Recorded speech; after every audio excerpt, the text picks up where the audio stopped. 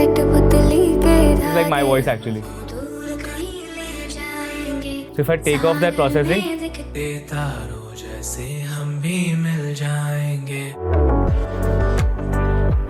Lazy Om made the animated music video. He's like, I want to make it about like a cat and a bird. And then he told me the concept and I loved it.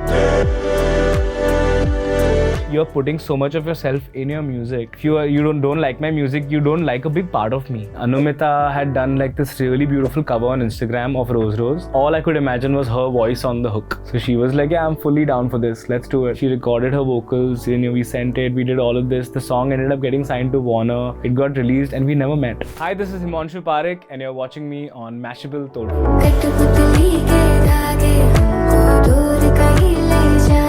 So Katputli was my first song that I released as a solo artist. Like when I say Katputli ke Dhaage dur kahin le jayenge, it basically means like these puppet strings that we're all attached to, of life. We're kind of like puppets of life in that sense, So what I'm trying to say is that no matter how far these puppet strings take us from each other, the surety that we'll meet is so much, it's almost as sure as like how every night like the stars in the ocean meet. That's basically what the line says. It's a very metaphorical thing. But all I'm trying to say is like no matter how far we go, we are going to meet. To be honest, I always wanted to do the singer-songwriter thing. Even before I became a producer, before I got into the thing, I was like, but I got really caught up in production and I really enjoy production a lot. So I spent a lot of my time doing that. And I firmly gave myself the excuse that I don't have the time to do like the singer-songwriter thing right now. My hands are full. And then COVID hit. And I was like, I have the time. Actually, I have the time. Maybe like I can use this time to start. Katputli ke Dhaage came out and it was just this song that came to me about how like, I mean not in a sad way, but kind of like we all just like follow our like faith and our fate, our destiny. We all have this thing. And sometimes we go along these paths which feel like awesome, but a part of you always feels like I'm leaving like that something or someone behind. And it's a song that just spoke about like no matter how far life takes us from each other, like we will always like meet. And Anumita had done like this really beautiful cover on Instagram of Rose Rose. And I heard her voice and I was instantly enamored. I was like, her voice sounds so nice. And then when I was writing the song and I was putting it down, all I could imagine was her voice on the hook. Which is why I reached out to her on Instagram and I was like, would you be interested in singing the song? And she was like, yeah, because she hadn't done any original music till then either. So she was like, yeah, I'm fully down for this. Let's do it. And it was really trippy because like we did this whole coordination. She recorded her vocals, we sent it, we did all of this. The song ended up getting signed to Warner. It got released and we never met.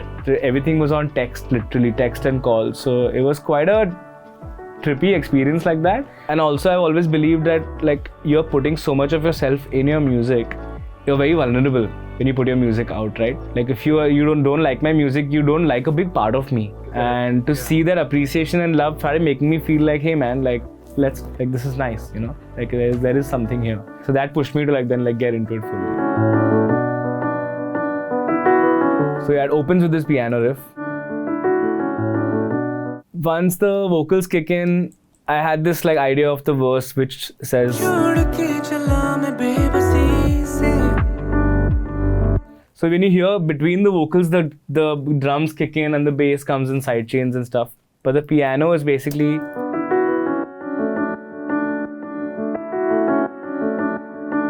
so essentially what's happening here is there's a side chain thing happening, which is like an LFO tool.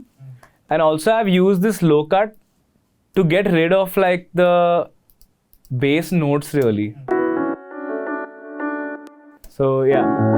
So it starts side chaining with the bass essentially.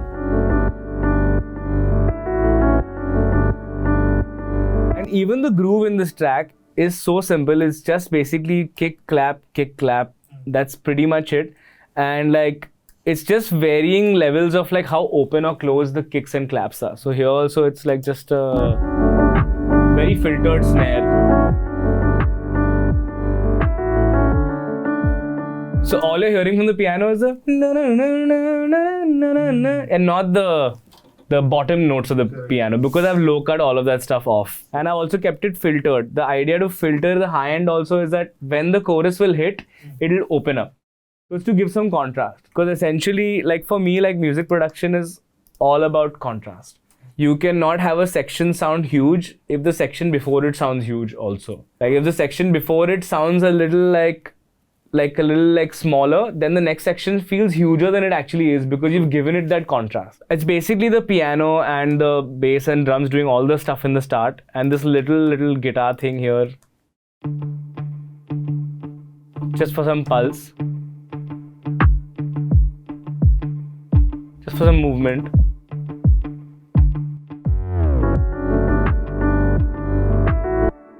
Right? So we kind of keep it like that till the pre-chorus.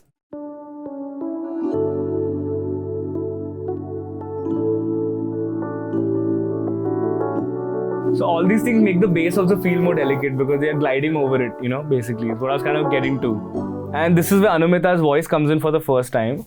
The first time is just her voice by itself when there's no one playing, which is here. Here, you can hear more voices, you feel.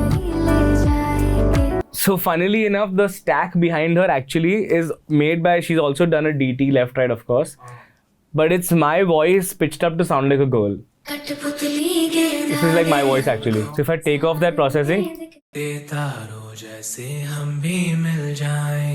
so it's like sung super low but pitched up to just give it this like artificial airy thing kind of thing. So it kind of feels like her voice is floating on this nice bed of something, and it's kind of like adding a little oomph to your chorus without adding too many new parts. When the chorus hits, you still hear Anumita's voice singing Katputli, and you still hear the piano riff, and you still hear the kick and snare. That's basically what you hear.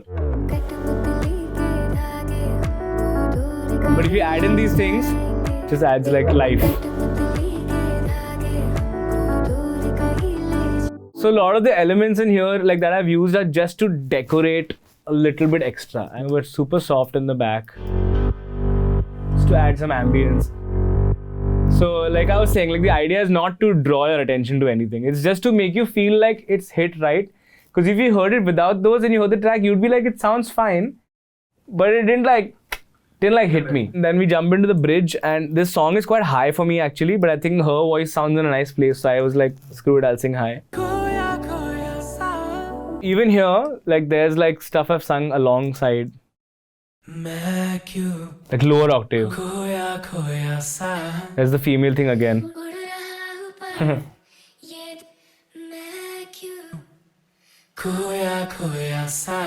क्योंकि मैंने ऊपर एक अकेले voice में गाया है वो. मैं क्यों खोया खोया सा उड़ रहा हूँ पर. So it makes it nice and thick. So this is the first time in the song these pads have come.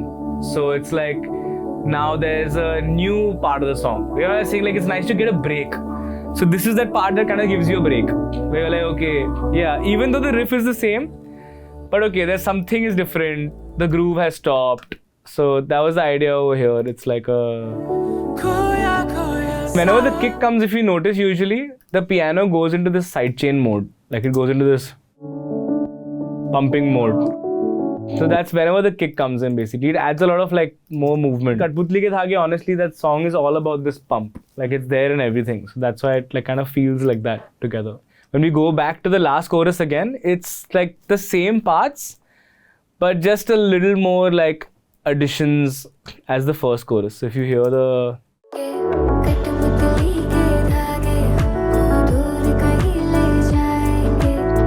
It sounds the same as the first time, but if you hear the first time,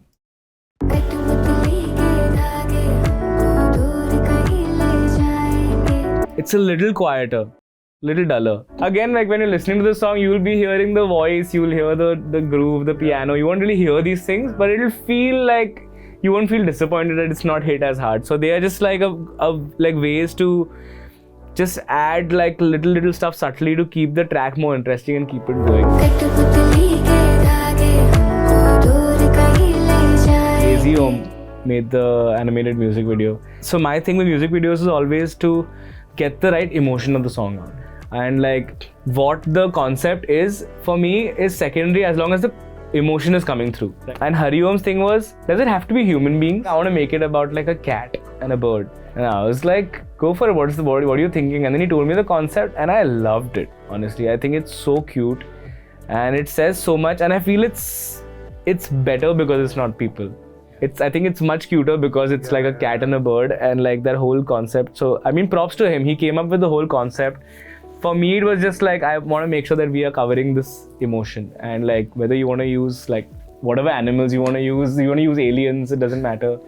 But emotions are, and he's got it spot on, I think, and he animated it really well. So yeah, props to him.